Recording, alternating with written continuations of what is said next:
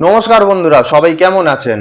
আজ আমি আপনাদের রাম কবচ নিয়ে আলোচনা করব এবং ভিডিওর মধ্যে দেখাবো তন্ত্রমতে গণনা করে অথবা আয়না দর্পণ জল দর্পণ করে এই গণনাগুলোর মাধ্যমে যদি জানা যায় যে কোনো ভালো মানুষের ওপরে কেউ শত্রুতা করে বিভিন্ন রকমের বান মারছে, এরকম যদি গণনাতে রিপোর্ট আসে, অথবা শত্রু তার ওপরে কুজ্ঞান জাদুটোনা শিঙার করছে, বিভিন্ন রকমের বান চালিয়েই তার শরীরকে অসুস্থ করে ফেলে রাখতে চাইছে, বান মেরে তার শরীরের বিভিন্ন রকমের রোগ সৃষ্টি করতে চাইছে শত্রু, অথবা বান মেরে তার শরীরের কোনো রোগকে আটক করে রেখেছে, এরম যদি হয়ে থাকে তার জন্য এই রাম কবচ কিন্তু অতি উত্তম জিনিস।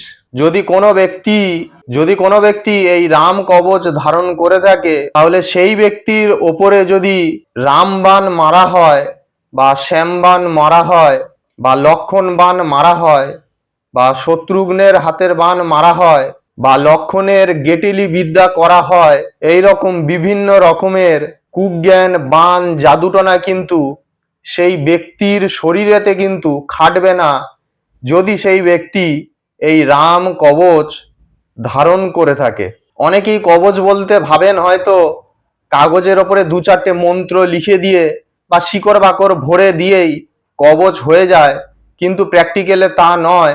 ভোজপত্রের ওপরে গুরু পরম্পরায় দৈব আদেশে পাওয়া এই যে কবচ আমি ভিডিওর মধ্যে আপনাদের দেখাচ্ছি, এই কবচকে কিন্তু ভোজপত্রের ওপরে বিশেষ দিনে এই কবচকে লিখতে হয়।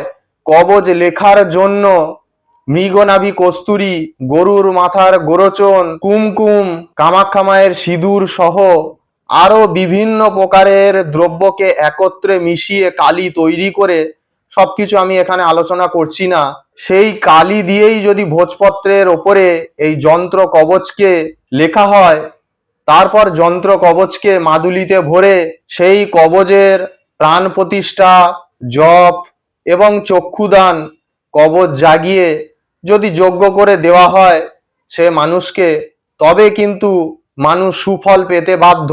এই কবচের কিছু অংশ আড়াল করে রাখলাম, কারণ এগুলো গুরুবিদ্যে, যেগুলো নিজে সাধনা করে উপযুক্ত পর্যায়ে পৌঁছতে পারলে তারপর সেই ব্যক্তিকে গুরুদেব আদেশ করে এসব কবচ তৈরি করার জন্য।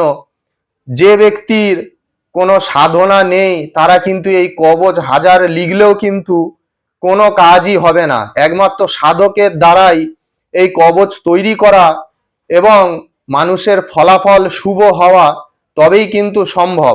আর আমার কাছ থেকে যারা যারা কবচ নিয়েছেন এর আগে এত বছর ধরে, সে মহামৃত্যুঞ্জয় কবচ হোক বা রাম কবচ হোক বা বগাবগী কবচ হোক, অক্ষয় যন্ত্র কবচ হোক, সুদর্শন চক্র যন্ত্র কবচ হোক বা গড় চক্র কবচ হোক বা 12 রাশির কবচ, অপরাজিতা কবচ, যে কোনো কবচই হোক না কেন, কোনো কবচের কিন্তু আমার নিয়ম নেই। অনেকেই বলবে কবচ ধারণ করলে এই খাওয়া হবে না, ওই খাওয়া হবে না, শ্মশান বাড়ি যাবেন না, আতুর বাড়ি যাওয়া হবে না, এই ওই ছোঁয়া লেগে গেছে, কবচ নষ্ট হয়ে গেছে। আমার কাছে কিন্তু এমন কোন রকমেরই নিয়ম নেই যে কবচ নষ্ট হয়ে যাবে সেটার ভয়ে আপনাকে ঘরে জানলা দরজা দিয়ে থাকতে হবে যে কবচ নষ্ট হয়ে যাবে আমি কবচ পড়েছি।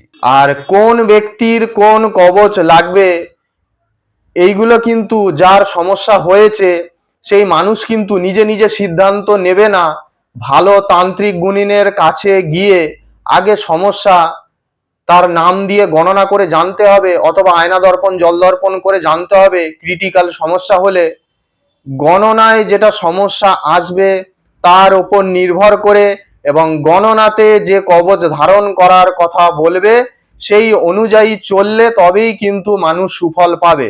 তাছাড়া না হলে কিন্তু আন্দাজে কখনো কোনো কিছুই আপনারা কবচ পড়বেন না, কোনো ফলাফল কিছু মানুষ পাচ্ছে না, এই জন্যই আমার কাছে এসে বলছে মানুষজন। তা যাই হোক, আজকে আপনাদের এই রাম কবচের বিষয় নিয়ে বোঝাতে পারলাম।